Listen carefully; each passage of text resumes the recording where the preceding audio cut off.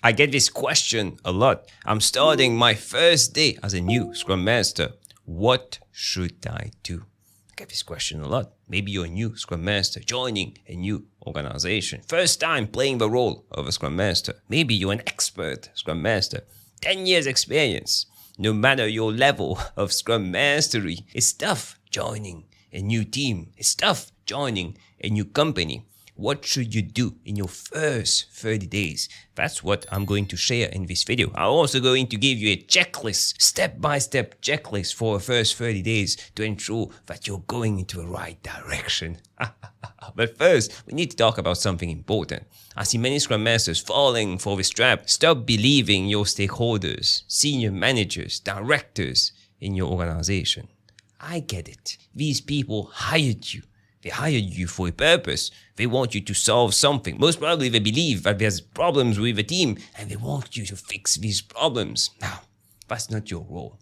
Your role is to obviously work with the team to fix problems, make the team more effective, but these might not even be problems that the senior managers believe are problems. Maybe there's other things. Maybe there's things with the stakeholders, interaction with the team. Maybe senior managers are micromanaging the team. You can't focus only on what these people tell you to do and you do only this. Your role is to make the whole team effective and also work with the organization to make the organization effective. Now, your number one priority, you're starting day one of the first 30 days. Your number one priority is to gain the trust of the team. You can't fulfill your role as a Scrum Master, who is a coach, a facilitator, a mentor, a teacher. You can't do all this if a team doesn't trust you. I see many Scrum Masters coming into a team and starting to tell the team what to do. No, you should do your daily scrums like that. Your sprint retrospectives are being wrongly facilitated. No, that's not your role. Your role is to build the trust of individuals in the team. The first few days, observe and focus on people. The processes for now, not important. The product for now, not important. The people in the team, individuals in the team, how are they interacting with each other? The best way to do that, one-to-one sessions with each one of the team members. Multiple one-to-one sessions, not only one. These one-to-one sessions should have a goal of building trust with this person. So get to know the person. What do they like at work? Why do they work for this organization? What are their hobbies? The frame of mind here is you need to make it clear that you're not here to tell this person what to do. You're not here to tell the team what to do. You're here to facilitate the process. Facilitation simply means making things easy. You're here to make it easy for them to find improvements, to get better. That's what you're here to do. So get to know the person. Ask questions like, what do you think is working well with the team right now? What can be improved with the team? What's the biggest challenge you are facing right now? What's the biggest challenge the team is facing right now? What do you think about stakeholders? What do you think about managers? Obviously, all these questions don't work if you don't have the trust of a person. If a person is not psychologically safe with you, at least, they won't be talking to you if they don't feel safe. So that's why gaining trust, building this environment of psychological safety, number one priority. During these one-to-one sessions, you'll get tons of information. So please write everything down. I use an application called Notion. It's available on your mobile phone, on your laptop. I use this to store everything. I have a note for each one of the team members I work with. All their strengths, their weaknesses, my perception, obviously, what I believe are their strengths, their weaknesses, what they like with the team, what can be improved. If I feel they will help me or not, you should have all this information. Don't focus on the processes for now. Processes not important, the product not important. People in the team, that should be your number one focus. Again, your mindset here is not to tell them what to do, but help them become more effective, more productive, more efficient, be better at what they do. Ask them, what do they understand by the role of a Scrum Master? What do they believe a Scrum Master should do? If they start telling you that a Scrum Master should be moving tasks across Jira, should be facilitating all sessions, should be telling us how to improve our processes, how to improve our flow, how to improve the product, because the previous Scrum Master was telling that, You have a problem. That's another problem. You need to change their mindset because you're not here to do that. Maybe not for the first session, but a few sessions down the road, we need to have some sort of agreement. I'm here to do that. This is how we will interact together. Ensure that they truly understand the role of a Scrum Master because most people don't. Next, understand the product the team is working on. Maybe you can work with the product owner. See the roadmap of a product, what they are planning to release this year. What features did they recently release? How did the features go? Are they tracking all these things? Do they do surveys with customers to identify if the features is indeed working or not? Do the customers love this feature? What about usage of this feature? What about the money that this feature, the profits that the feature is bringing? Are they tracking all these things? You can work with a product owner. It's not the time to talk about the backlog.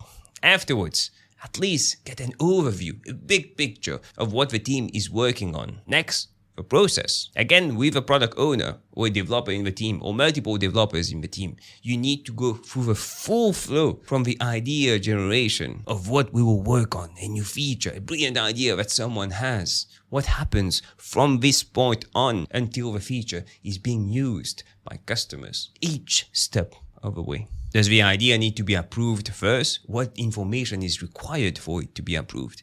An estimation, a project plan, a budget? Who approves it? Does it need to go into a sort of committee for it to be approved? Do we need to specify a release date in this committee? What happens if we don't meet this release date? You move on. Step by step. When is the refinement done? How is the refinement done? Who facilitates the refinement? Does the team have a definition already? Who does the planning? How is the planning done? How are the daily scrums done? How are the sprint retrospectives done? Obviously, ask questions and you will be in all these sessions. Observe. Don't tell the team what to do.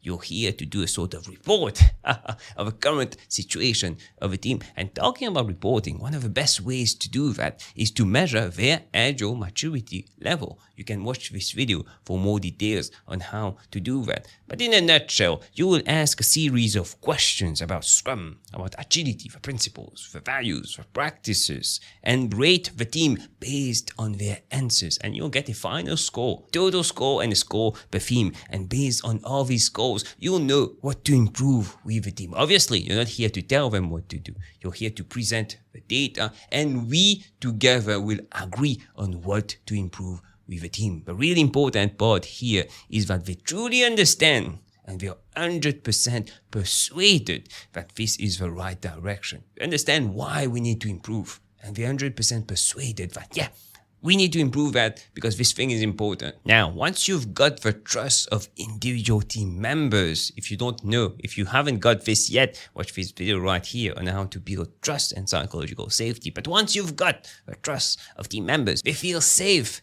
around you, at least, not maybe with their colleagues, but around you, they feel safe.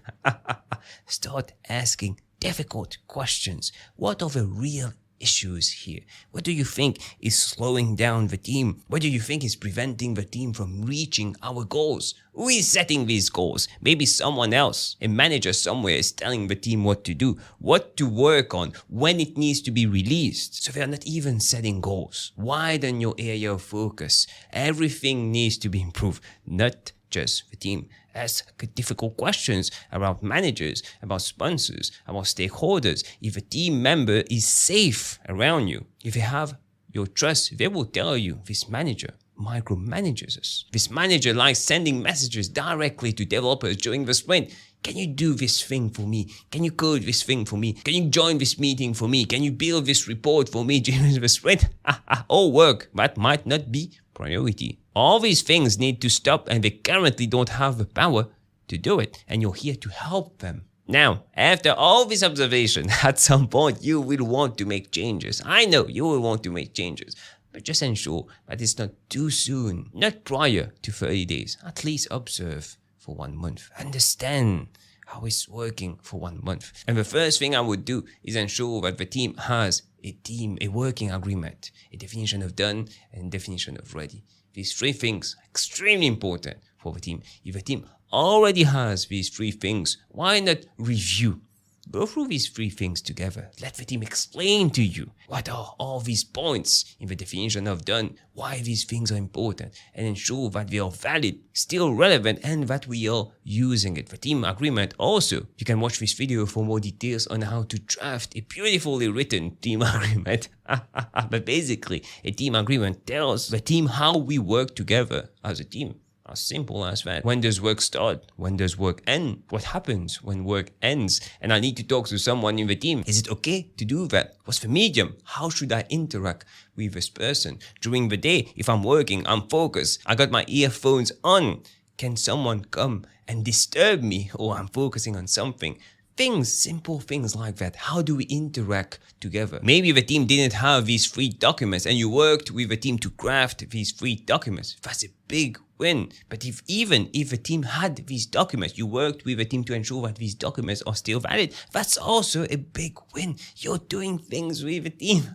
The team is getting better. That's your first 30 days. The next 30 days, I would focus on facilitating the sprint retrospectives, ensuring that the team has at least 1 to 2 items per sprint that they are working on to improve. Obviously, you prioritize these items. These items should be in the product backlog. And when you keep organizing workshops, I would take the process from idea generation. How can we improve each step in the process? Again, you're not here to tell them what to do. You facilitate a session, maybe how to improve the backlog refinement. Work with the product owner. How do we ensure that the product backlog is healthy? Work with the product owner. Work with the developers, but don't change too many things. I see many Scrum Masters doing that. I don't think it's right. They need to prove themselves, so they start changing tons of things. Doesn't work. We tell people that they shouldn't be working on too many things at the same time. And same for improvement. You can't start improving everything together. No, 1 to improvement per sprints. That's good. If you want more tips, insights on Agile, Scrum, personal growth, click on the video that stands out the most on the screen right now, and I'll see you in a few seconds.